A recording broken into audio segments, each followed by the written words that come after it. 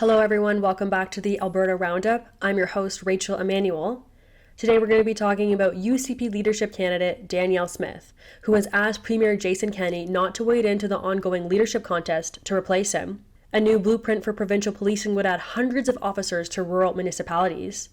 Alberta Education Minister Adriana LaGrange has won the UCP nomination in Red Deer North after a challenge this week. A UCP MLA is blaming the COVID-19 restrictions on Calgary MLAs who advocated for them. UCP leadership candidate Travis Toews says assisted dying should not be offered to those suffering from a mental illness. And of course, we'll have our update on the UCP leadership race and the Alberta Liberal Party, who attracted no applicants to run in its deadline for party leader last week. All that and more happening now on the Alberta Roundup. Let's get into today's topics. UCP leadership candidate Danielle Smith has asked Premier Jason Kenney not to interfere into the ongoing leadership contest to replace him. On his radio show last weekend, Premier Kenney called Smith's Alberta Sovereignty Act nuts and said it would make Alberta a laughingstock. You guys know what this is. We've talked about it many times before. The Alberta Sovereignty Act would essentially bar federal legislation deemed harmful to Alberta. Smith has pitched it as a means to get major projects built in Alberta again without federal interference. It is a pinnacle piece of her platform promises. In response to Kenney's statement, Smith said his comments are premature, ill-informed, and disrespectful to a large and growing number of UCP members that support this important initiative. Alberta Justice Minister Tyler Shandro has unveiled the government's blueprint for provincial policing, which promises to add hundreds of officers for rural municipalities. The blueprint said a provincial police service would add 275 police officers to the smallest 42 detachments. The model also proposes a minimum of 10 frontline police officers per detachment. Currently, there is no minimum for a number of officers, and some have as few as 3. Minister Shandro told me this week that provincial policing is a conversation happening all over the country right now. He said, quote, "And we think that Alberta is on the precipice of being a leading voice in modernizing policing in the country." Alberta Education Minister Adriana LaGrange has won the UCP nomination in Red Deer North. As I previously reported, she was being challenged by popular freedom fighter Andrew Clues, the co-founder of Hold the Line. Hold the Line was a group that helped Albertans during COVID-19 restrictions, including to help them resist vaccine coercion. That vote happened in Red Deer on Thursday. I was there for it. The polls closed at 8 p.m. and the results were announced about 1 hour later.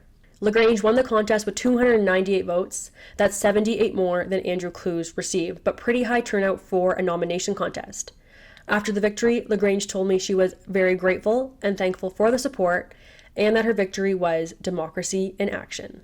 Let's talk about the controversy of the week. UCP MLA Grant Hunter has said that COVID-19 restrictions came about because Calgary MLAs on the committee overseeing pandemic policy outweighed the number of rural MLAs who did not want restrictions. He made the comments on an unrelated Facebook post in which constituents began responding and asking him why he did not speak out against the restrictions, and he was forced to address their comments. He said Calgary and Edmonton wanted the restrictions, and so MLAs living in those jurisdictions advocated for them. Those MLAs outweigh the number of rural MLAs on the committee which made decisions about pandemic rules. He also said that the whole caucus was never given the opportunity to vote on restrictions. He wrote, quote, "If we were able to vote, I am confident, because the majority of MLAs come from rural Alberta, we would have had a regional approach." Hunter was Alberta's Associate Minister of Red Tape Reduction from April 2019 until July 2021. He also said he was removed from cabinet for fighting against COVID restrictions. What we're watching this week, UCP leadership candidate Travis Toews said assisted dying should not be offered to those suffering from a mental illness. Of course, medical assistance in dying, commonly referred to as MAID, was legalized in 2016. But the Trudeau Liberals recently expanded the eligibility for it. They expanded it to include the disabled, despite every Canadian national disability organization saying they did not want that expansion because it makes the disabled feel as though they are a burden to society and valueless. Yet the Trudeau Liberals took it one step further and they expanded the eligibility to those suffering from a mental illness beginning March 2023. So beginning in March 2023, you would be eligible for assisted dying if you have depression, anxiety. I don't even want to say this out loud because it's so disgusting that this would be considered a treatment option for those people. We should be telling them that there is hope available and that there is a way to recover from these illnesses and to go on to live a happy and normal life. Legalizing and expanding doctor-assisted suicide creates a slippery slope, as evidenced by the shifting conversation to protect those with mental illness. Travis Toews told me this week. Of course, we're having this conversation now because Global News reported earlier this week that a Canadian Forces veteran seeking treatment for post-traumatic stress disorder and a traumatic brain injury was unexpected and casually offered assisted dying by a Veterans Affairs Canada employee. This is just the latest example of the federal government's assisted dying regime gone wrong, and there is certainly no shortage of examples here.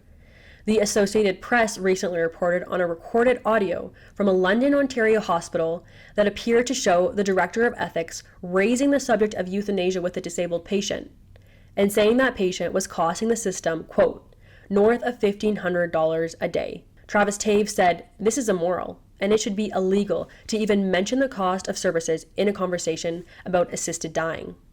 I'm curious to hear what the rest of the UCP leadership candidates have to say about this. Of course, assisted dying falls under the criminal code and as such is federal jurisdiction, but healthcare is administered by the province. So what solutions, if any, do the other UCP leadership candidates have to offer to the federal government's massively radical assisted dying regime? Let's move on to our UCP leadership race update. Danielle Smith, who is emerging as a frontrunner with recent polls placing her far ahead of the remaining 6 candidates, won't seek to represent the riding of Calgary-Elbow should there be a by-election this fall. Smith is currently the only candidate in the riding who does not already have a seat in the legislature. And it looked like one might be opening up for her this fall, with MLA Doug Schweitzer, who currently represents Calgary-Elbow, saying he's going to step down later this month or on another date established close to the time. He's already resigned his cabinet position as a Minister of Jobs, Economy and Innovation.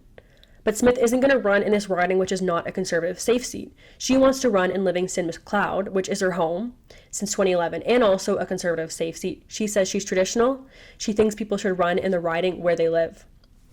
However, this seat is currently held by UCP MLA Roger Reid. And even if Smith does win the nomination, Reid would stay in the seat until the next provincial election, which is scheduled for spring 2023. This means that Smith wouldn't have a seat in the legislature for the first 6 months of her leadership if she wins the premiership on October 6. Let's move on to our funniest moment in Alberta politics this week. Looks like no one is interested to be the leader of the Alberta Liberal Party. Not a single person submitted a nomination to run in the Alberta Party leadership contest. That deadline was last Friday at 5 p.m. The party has since removed the leadership section from their website, and they did not respond to my request for comment, but I spoke to former Alberta Liberal Party leader Raj Sherman, who said nobody is interested in running to be leader of the party because it struggled to elect any MLAs in the previous 2 provincial election.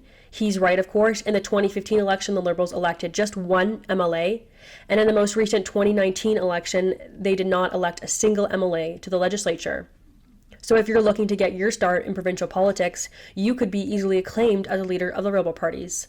Something you're very interested in, I'm certain. Okay guys, that's all for today. That's everything I have for you. If you like what we do here at True North, please go to donate.tnc.news and support our work. You can reach me on Facebook and Twitter as always. I look forward to hearing from you, and we'll talk next week.